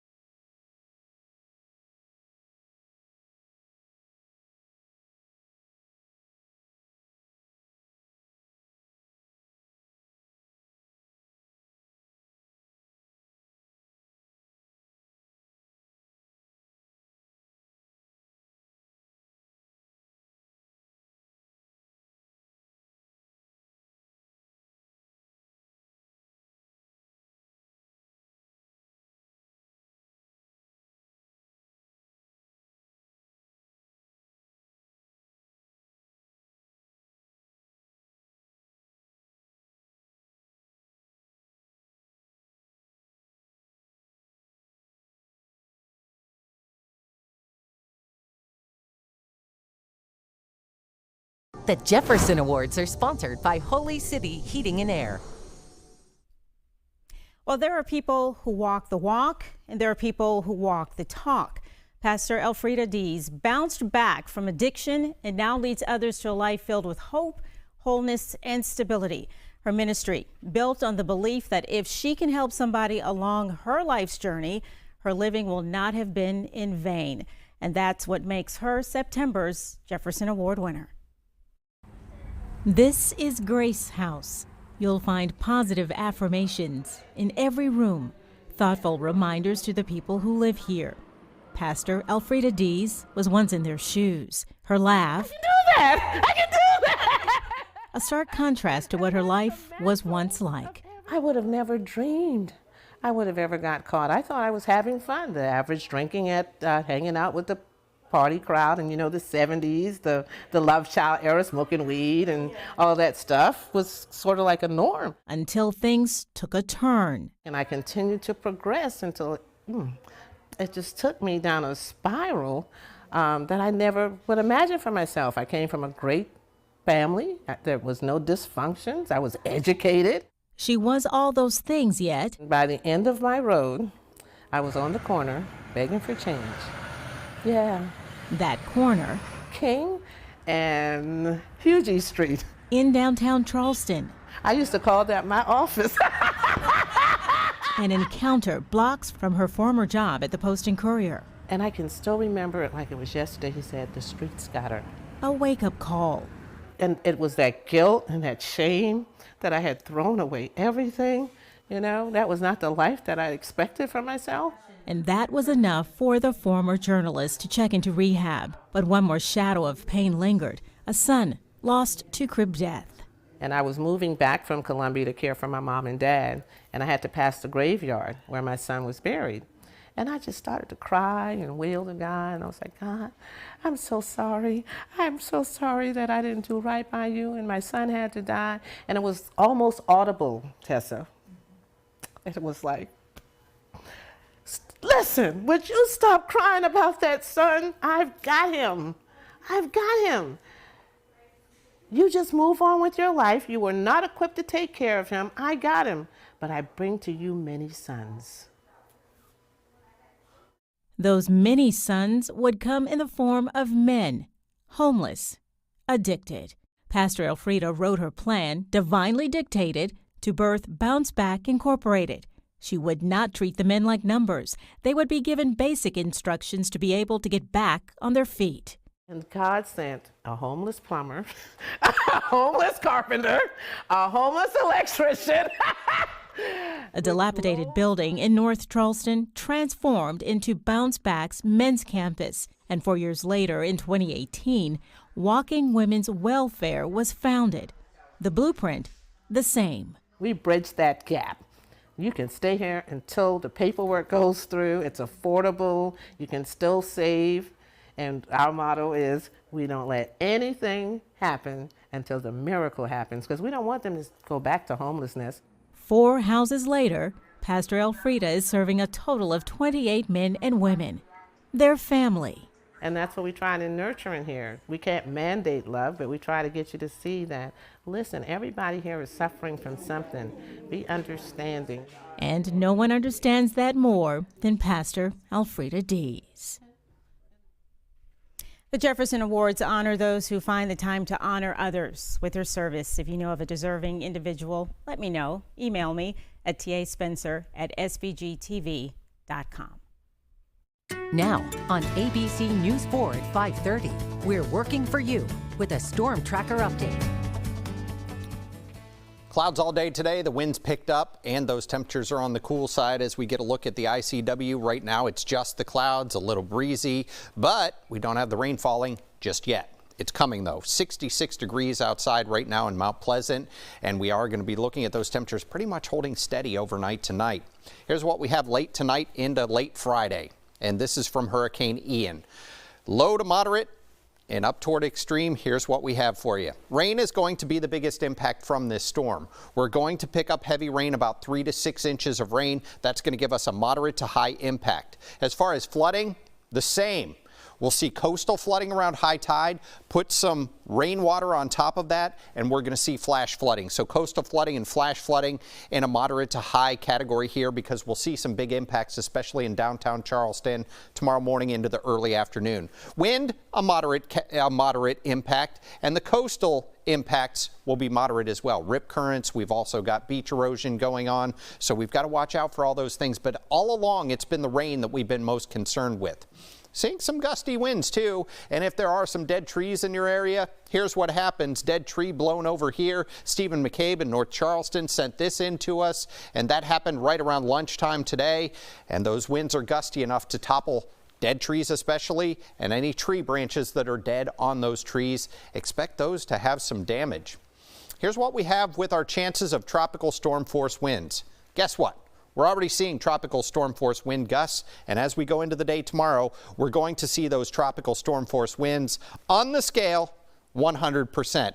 But we're under a hurricane warning, and the hurricane force winds, here they are, and the chances aren't really all that high of getting hurricane winds, about 10 to 30% chance, mainly from Charleston up to the north. But it looks like most of those hurricane winds are going to stay out over the ocean. So very small chance of those hurricane force winds reaching onshore. But we will see that storm system coming onshore tomorrow afternoon, mainly off to the north of Charleston. It looks like right now. We'll tweak that with time, and it could be even farther to the north. We'll keep an eye on that. Here's what we have with our current winds, and winds are blowing out of the north-northeast around 15 to 25 miles an hour. And as far as your wind gusts, up around tropical storm force in Beaufort, 38. 30-mile-an-hour wind gust in Charleston, 35 in Myrtle Beach, and even inland. Look at this, Greenwood, 35 miles an hour. So folks asking me from interior Colleton, Dorchester, Berkeley counties, are we going to get tropical storm force winds? You certainly are. Anywhere in the state, especially east of the Midlands, has a chance of picking up those tropical storm force winds. Here's what we've seen so far today. We saw that down tree in North Charleston. We've also got a high tide that was higher than normal today, not because of storm surge, but because we've seen that onshore persistent strong flow over the last several days. The pressure gradient force between high pressure to the north, Ian off to the south, squeezing the wind close to the coast and piling up that water, making our high tides higher than normal. That's what we've got tomorrow morning. Plus, on top of that, we've got rainwater. Not so much the surge. The surge is going to be pushed a little farther to the north of where the center of this storm makes landfall. But we did see a high tide earlier today of 7.65 feet. Now that is in the moderate flooding category. I expect major flooding with tomorrow morning's high tide, and that's going to cause huge problems in downtown Charleston. Tropical storm force wind gust here on the Capers Buoy, and this is where we're going to see the stronger winds into the day tomorrow. Already seen a wind gust of 61 miles an hour. A look at what we've got around the state right now, and those showers moving into northern Charleston County, Georgetown County, and pretty soon that's going to spread over the entire low country. We're going to be on the west side of this storm as it sneaks up the coast, and that's where all the rain is, on the west side. So expect heavy rain picking up overnight tonight and especially early tomorrow morning. That's when the heaviest of the rain will fall. As far as the distance from the center of the storm, the Charleston Harbor right to the center of Ian, 250 miles. So it's going to continue to get closer, and this rain is going to continue to push inland. So expect that heavy rain. Always going to be a big rainmaker, and that's what it looks like it's going to end up. I think the center of the storm ends up just off to our north, and so does Futurecast. Here's what we've got for you. Futurecast with our hurricane offshore doesn't look much like a hurricane because all of the rain is on the north side of this system. The southern side of the system is very dry. As we wind forward in time, there we are with the heavy rain right on the coast around 7 o'clock in the morning. Headed toward lunchtime, that's when the heaviest rain makes its way onshore, and so does our storm. Ian comes onshore right there's the center of it, up in the Grand Strand and the PD at 4 o'clock on Friday afternoon. So making landfall off to our north. We'll still be getting some rain showers wrapping around the backside, and then things dry out very quickly as we head into our Saturday. I think we see a decent amount of sunshine and a pretty nice day for your Saturday. Overnight tonight, rainy, windy, localized flooding possible, 62 to 69 your lows. And look at those winds picking up north-northeasterly by tomorrow morning around 40 to 50 miles an hour with some higher gusts. And then as we go into the day tomorrow, 68 to 70, so we're not going to warm up much. We'll see those torrential downpours. It is going to be windy tomorrow. Look at those northerly winds early, becoming westerly in the afternoon, 40 to 55 miles an hour, and we could see some higher wind gusts. As far as any hurricane force wind gusts, I think those stay out over the Atlantic Ocean. Flash flooding likely, especially around the high tide cycle tomorrow morning. I think downtown Charleston from about 10 a.m. to 2 p.m. could be underwater because of the onshore flow, because of the heavy rain and high tide put together. Not so much surge. The surge looks like it's going to get pushed farther up the coast. 68 degrees tomorrow. It is our Storm Tracker Day. It has been all week, and that's when we're going to get the wind and the rain from Ian. Saturday looks much better. Sunday, too, partly cloudy skies, and then maybe a quick shower on Monday. After that, looks like some nice fall weather into the middle of next week. Don't forget, you can always see updates on Ian and other big news stories on our website and social media pages. Follow ABC News 4 for the latest alerts. Stay with us. We are continuing our live team coverage as we continue to track Ian tonight at 6.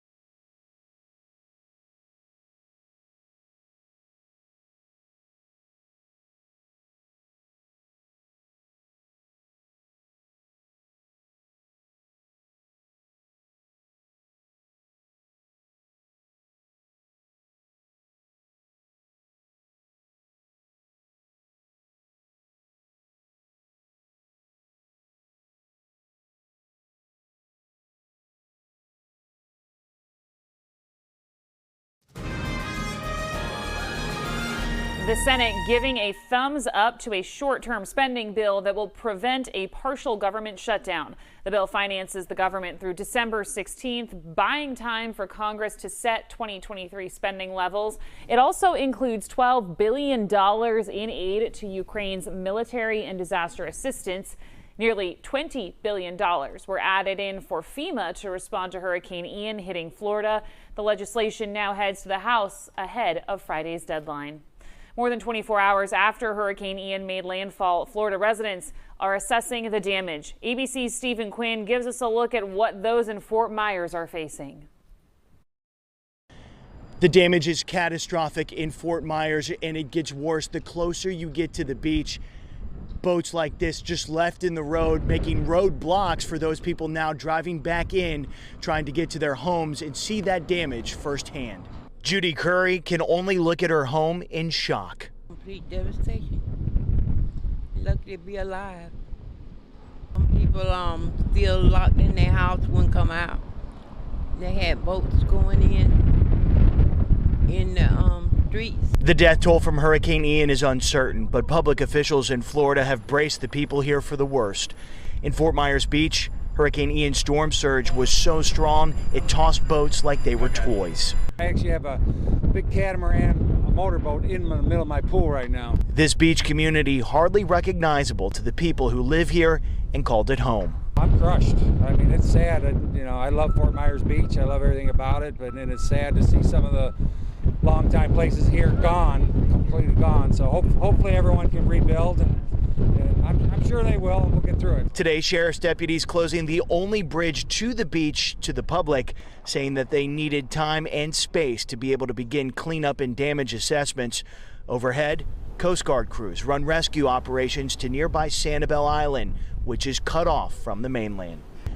The governor today saying it will take months to recover from what Ian has done to this stretch of Florida, and these pictures certainly help you to understand why. There is no power and there is no water in Lee County, and there is a lot of work to be done, and it will indeed take months to do it. In Fort Myers, Florida, Stephen Quinn reporting. We can now see the aftermath of NASA's most recent mission. The Hubble and James Webb telescopes were pointed at the asteroid struck by the DART spacecraft Monday.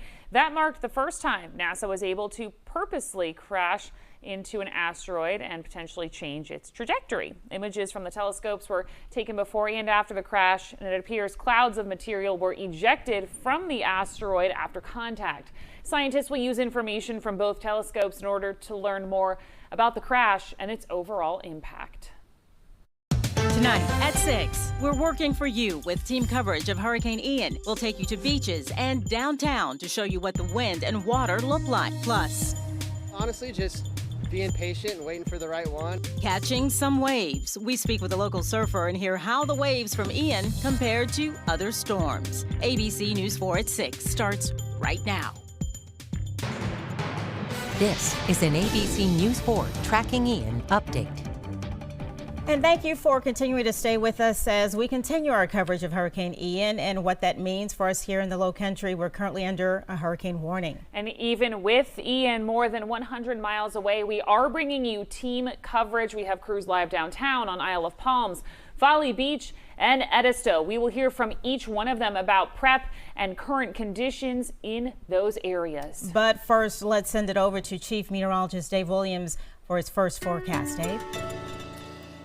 Tessa, Katie, tomorrow is a storm tracker day. It has been all week, and we've been targeting the main impact from Ian as rain, and that continues to be my biggest concern as we go into our Friday. Torrential downpours starting overnight tonight and especially tomorrow morning. Tropical storm force winds, higher gusts. We've already seen branches and trees blown down. Flash flooding will be likely, especially around high tide tomorrow morning in downtown Charleston. That's my biggest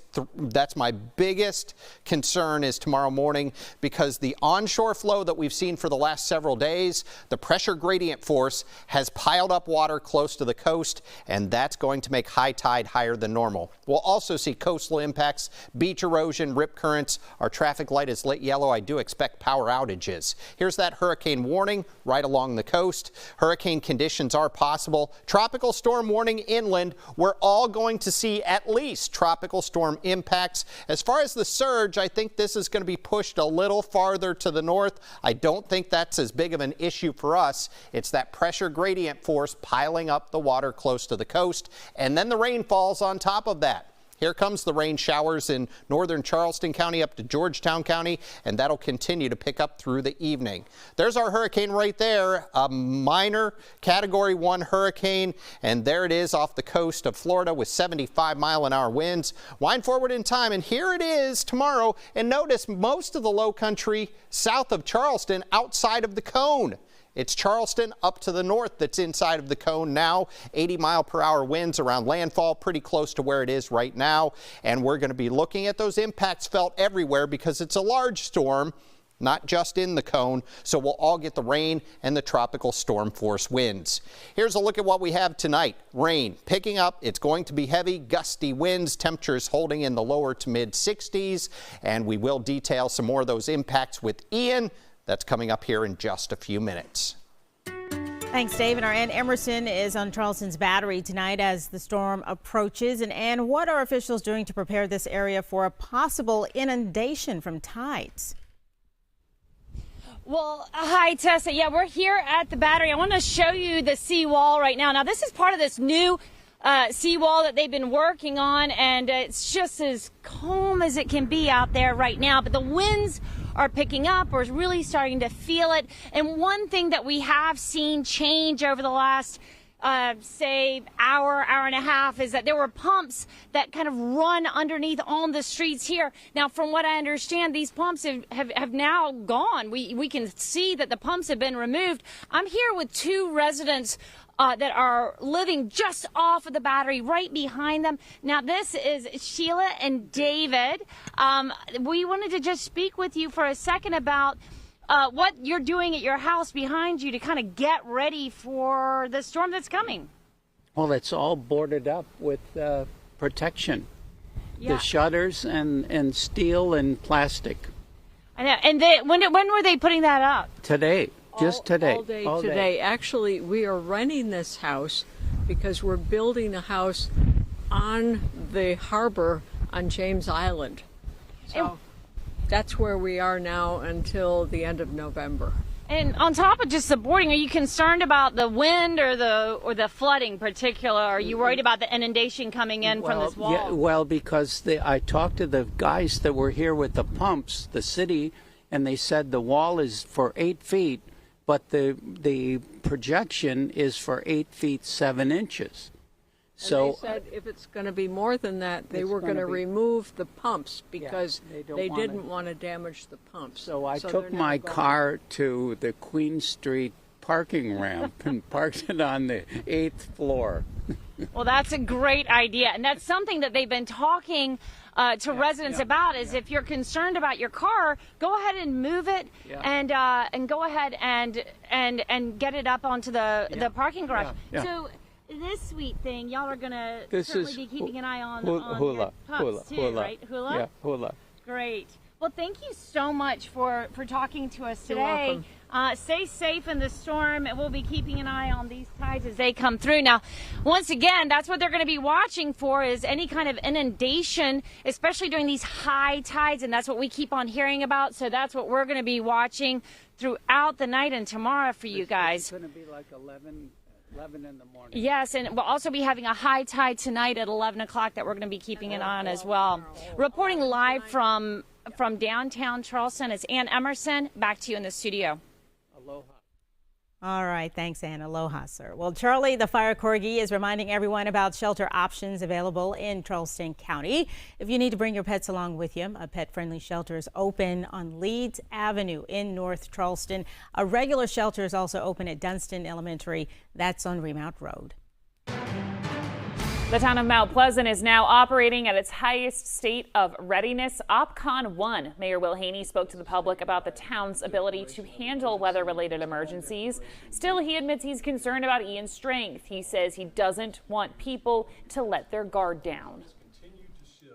Know that the wind speed might reach hurricane strength, but you won't notice much difference between a strong tropical storm and a Category 1 hurricane.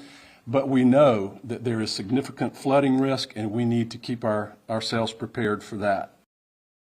Says the emergency personnel are stationed in 3 different areas of the town, so there's more ability for rapid response. Meanwhile, Charleston County held a virtual emergency council meeting this afternoon. Council members discussed how they are working to make sure the county's people are ready for the storm. We spoke with the Deputy Director of Emergency Management. He told us Charleston County is working with regions nearby to help fill the gaps. We've been in contact with all of our regional partners, both government, nonprofit, non-government, and the state as well. Just to make sure that we're coordinating our message and our response, and that any needs that were unmet by any of those entities can be met. Well, a storm always tends to attract people to the beach. Our Kennedy Buck is live on Isle of Palms tonight, and even as it gets darker out, people are still finding their way to the sand to see those waves. Kennedy?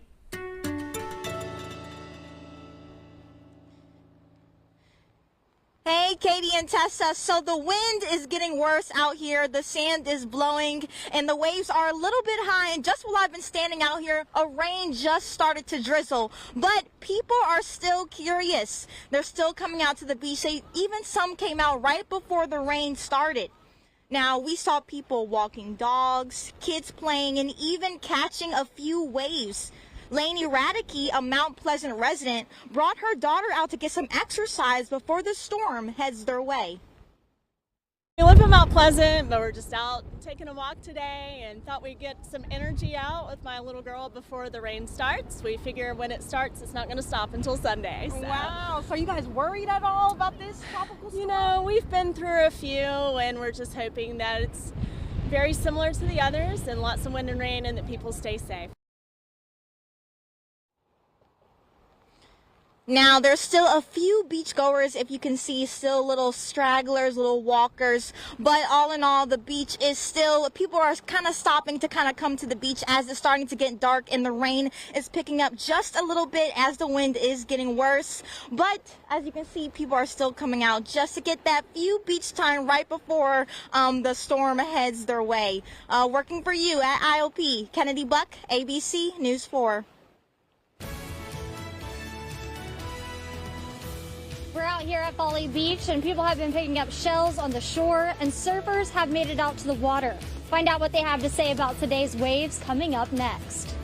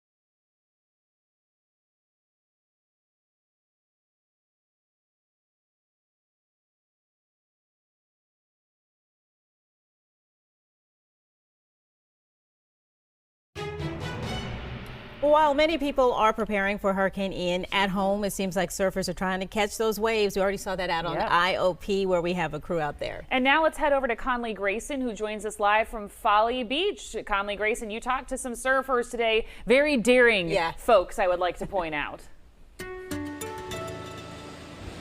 Hey, Kessa and Tatey, that's right. When we first started to come over here at Folly Beach and made our way out to the beach, there was quite a few people on shore and in the water. Now, there is still quite a few people on shore looking for shells. However, those surfers have definitely taken to land. They have gotten out of there. It's a little too cold, and it looks like the waves are a little bit too big for that. now. Now, I will say that these waves are a surfer's dream. We've been watching 5 or 6 of them earlier in the water, and I actually got the chance to speak with a man catching a wave. He was born and raised here and says he looks forward to these types of waves every year. He has surfed many big storms before and says the waves he has seen today are not as big as the ones he saw surfing before Hurricane Irma. Now, however, he does say the current is so strong that it was a struggle to swim, and he drifted a mile in 45 minutes. Honestly, just being patient and waiting for the right one, and then when you see it, you just got to turn and 100% commitment. You got to go. I also spoke with a homeowner of a beachfront property who says she can't keep the surfers out of her yard and wants to get rid of them. She says it cost her family a lot of money to build the barrier between the ocean and her home, which was in compliance with the Army Corps of Engineers. She says the surfers have no respect for this barrier and walk over it, creating worst possible scenarios for storm damage. Now, the Folly Beach Pier is already closed for the day and will be closed again tomorrow. Still no rain here yet. Working for you, Conley Grayson, ABC News 4. All right, stay with us. We'll continue our special live coverage as we continue to track Ian. Up next, we'll see how the people of Edisto Beach are preparing.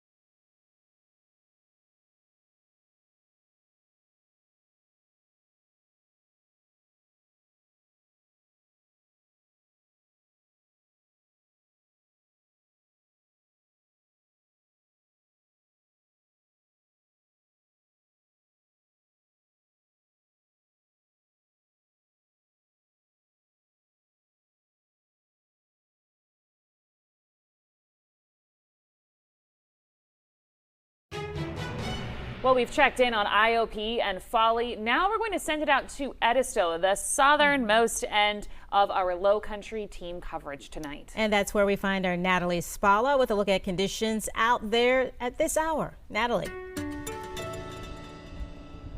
Well, Tessa and Katie, when it comes to those conditions, it really is just those strong winds right now, especially here along the shoreline. We've got sand whipping us in the face, but that's okay because it sounds like the same really common denominator across all of our low country beaches is that dozens of people, they are flocking here just to see what everything looks like. They want to see those big waves and get a chance to look at those waves before conditions drastically get worse. So even one person we spoke to said that this storm just seems angry, but she has seen angrier here on Edisto. So is that good news? Maybe, but again, we can all really expect conditions to worsen. So People here, they are prepared though, and we met up with some people that were filling up sandbags earlier today, making some last-minute preparations before those impacts are felt across the area. They tell us that this is not their first rodeo when it comes to severe weather, but it's always better to be safe than sorry. For residents, they say the biggest concern here are those winds and what they have the potential to do to homes and property, but say they have been keeping a close eye on reports and can gauge when it's time to leave versus when it's time to stay put and batten down the hatches. Yeah, we'll cover all openings on the outside of the house, and particularly the garage and the downstairs bedrooms, and then we'll pull all the furniture in, button it down, and pray for the best. Oh yeah, I've lived here for 60 years, so I've pretty much, Charleston that is, for 60 years, so I've pretty much seen a lot. You just want to make sure that everything's buttoned down, try to get the least resistance of damage as possible. I knew during you that was going to be a bad place, so we were going. But yeah, mostly, unless I really think it's going to be bad, I'm going to button up and hang out. What do you do with the sand when you're done with it? Well, I'm going to carry it across the front of the dune and nourish the beach. Now, we have spoken with all sorts of people here today, some on vacation, some who are residents, and even some new residents who are here experiencing their first hurricane. We're going to check in with them and see how they are really riding out the storm here on Edisto. We're going to talk to them and give you more tonight coming up at 7 o'clock. For now, signing off from Edisto, I'm Natalie Spell. I'll send it back to you guys. Now on ABC News 4 at 6, we're working for you with a Storm Tracker update. Thanks, Natalie. Saw those waves behind you there, and those aren't clean surfing waves like we had last week from the swell of Fiona. Those are mixed up waves like a washing machine here and there with the onshore flow. Doesn't give you the clean, good surfing waves. At least that's what I've been told. Here's what we have for you with Ian, which is our next weather maker. It's coming in late tonight through late Friday. The track is near the low country now. There's still a little bit of variability in that track. I think it's going to bump a little farther to the north, which bodes well for the low country. Unfortunately for our neighbors up to the north, could hit them a little bit harder. Rain and flash flooding are my main concerns with this. Tropical storm force winds and higher gusts will also be felt. I've already seen some trees blown down today because of the strong winds. Here's that flash flood threat, and through tomorrow morning we're going to be looking at a slight flash flooding threat. But then as we go into the day tomorrow, especially from downtown Charleston up toward the Grand Strand, and this is why I think that landfall is going to be a little farther to the north. This is where a moderate threat for flash flooding is. Basically from central Charleston County up to the north. So that's where the flash flooding threat is the highest. Farther south, farther away from the landfall of Ian, our threat is a little bit lower, and you can see that in the rainfall totals too. I expect 1, 2, maybe 3 inches of rain through Colleton County into Dorchester County. But then once you get into Charleston, Berkeley, Williamsburg, Georgetown, up around 6 inches of rain in spots, and some folks could see even a little bit more than that. So the rain is going to be heavy. You'll see it right here, and we're all going to pick up a decent amount of rain, couple inches of rain, but especially as you head to the north, that's not a very nice number there. I'd like to see something a little different in Georgetown, but 3.1 inches of rain around Monk's Corner, almost 3 inches of rain downtown Charleston. So it's going to be heavy rain. We're all getting the heavy rain. We're all getting the tropical storm force wind gusts, maybe some hurricane force wind gusts, especially offshore. Here's what I'm most concerned with in downtown Charleston. This high tide, major flooding likely, not because of surge, but because of the water that's been piled up close to the coast over the last several days because of the strong, persistent onshore flow, the pressure gradient force with high pressure to the north and Ian to the south. That's sitting on top of us right now. And with high tide at 11:41, that is going to have some heavy rain along with it, giving us major flooding. So that's what I'm expecting. The surge, I think, will be pushed a little farther to our north, and that should be fairly minor. 64 degrees outside right now. There are those waves crashing onto Edisto Beach, and we're going to be looking at that tide coming up high tonight and even higher tomorrow morning. Your forecast for the weekend looking good. Once this storm is out of here late tomorrow, we've got a nice weekend with highs a couple degrees either side of 80, and we should stay dry. Winds out there right now about 20 to 25 miles an hour, and as far as gusts, we're gusting about 30 to 35 miles an hour. We've seen those gusts up around 40 which is tropical storm force. Seeing the showers being pushed onshore right now, these will continue to come onshore, the heavier rain just off the coast, and the rain intensity will pick up this evening and especially into the early morning hours. There's the center of our hurricane, and not a very well organized hurricane. All the rain is on the north side of this system. The south side is dry, so it's very lopsided, and that lopsided rain is going to come right over top of the low country. That's why we're expecting the heavy rain. Here's why it's lopsided. Dry air is coming on the back side of the system, and that's keeping it from intensifying anymore. Here's Futurecast, and as we wind forward in time, 2 o'clock in the morning, steady rain. That heavy rain in here around 8 o'clock in the morning, and still around 1 o'clock in the afternoon. There's a landfall, possibly up around the Charleston and Georgetown County line, and then that storm pushes farther inland, and things improve here very quickly as we head into the afternoon on late Friday into Saturday, and we'll see things looking even better Saturday into the day Sunday and weekends, and moves farther away. So tonight, rainy, windy, localized flooding, northeasterly winds 40 to 50 miles an hour. Higher gusts are certainly possible. Then into the day tomorrow, 68, rain, wind, torrential downpours, flash flooding is likely. That's what I'm most concerned with, especially downtown Charleston between 10 in the morning and 2 in the afternoon. Winds howling 45 to 55 miles an hour, and even higher gusts. Here's a look at that forecast. Tomorrow's your Storm Tracker day. After that, a good-looking weekend and nice fall weather into next week.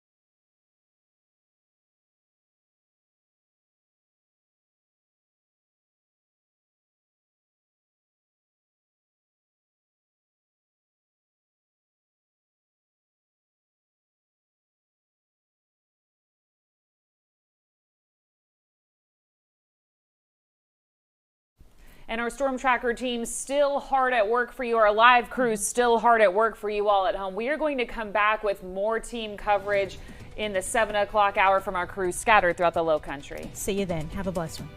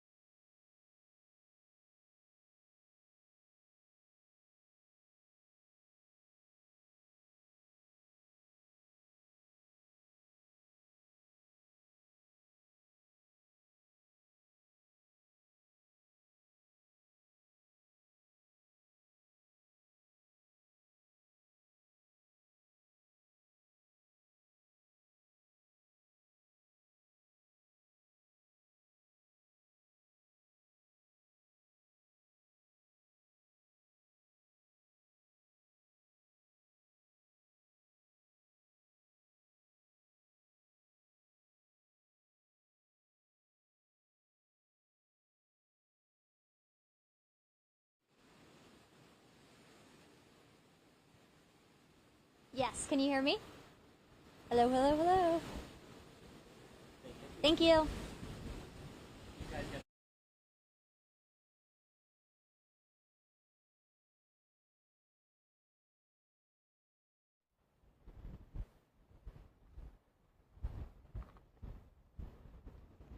Yes, I can hear you.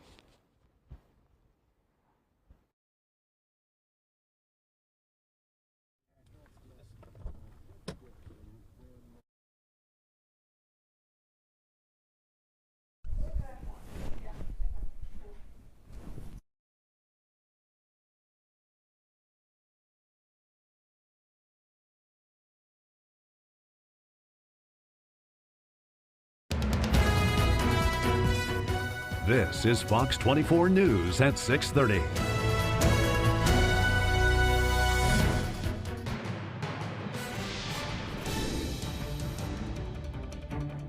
We're prepared, but people be careful. Be careful, be smart.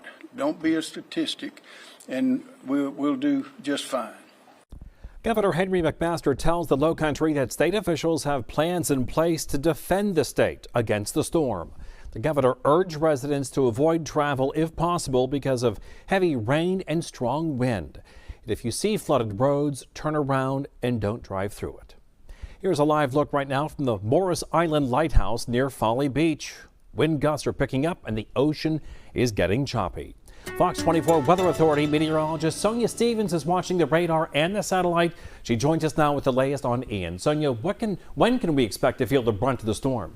Well, that's not going to be until tomorrow, but we are going to see conditions kind of steadily going downhill as we head through this evening and especially after midnight tonight. So we've got hurricane warnings in effect for almost all of the Lowcountry. Notice that doesn't include Dorchester and inland Colleton County. That's because they're under a